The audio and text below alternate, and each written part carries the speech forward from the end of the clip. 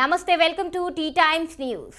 మస్తాన్ సాయ్ గత కొన్ని రోజులుగా తెలుగు రాష్ట్రాల్లో ఈ పేరు ప్రకంపనలు రేపుతోంది. సోషల్ మీడియాలోనూ అతని గురించే చర్చ నడుస్తోంది. రాజ్ తరుణ్ మాజీ ప్రేయసి లావణ్య మస్తాన్ సాయ్ మీద కేసు పెట్టింది. అదే సందర్భంలో అతనికి సంబంధించిన ఒక హార్డ్ డిస్క్ను పోలీసులకు అందజేసింది.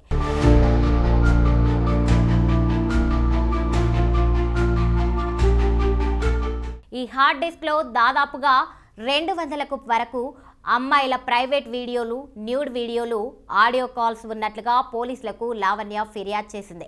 ఇందులో Tollywood young hero Nikhil Siddhartha private వీడియోలు కూడా ఉన్నాయని తెలిపింది. దీంతో ఈ విషయంపై గత 2 రోజుల నుంచి సోషల్ మీడియాలో పెద్ద ఎత్తున చర్చ జరుగుతోంది. తాజాగా ఈ విషయంపై హీరో నిఖిల్ స్పందించాడు. తనపై జరుగుతున్నది అసత్య ప్రచారం అంటూ ఖండించాడు. తన కుటుంబ సభ్యులతో ఉన్న వీడియోలను తప్పుగా చూపించే ప్రయత్నం చేస్తున్నారని విమర్శించాడు. అవి కార్తికేయ 2 సక్సెస్ మీట్ తర్వాత జరిగిన డిన్నర్ పార్టీలోని వీడియోలని తెలిపారు.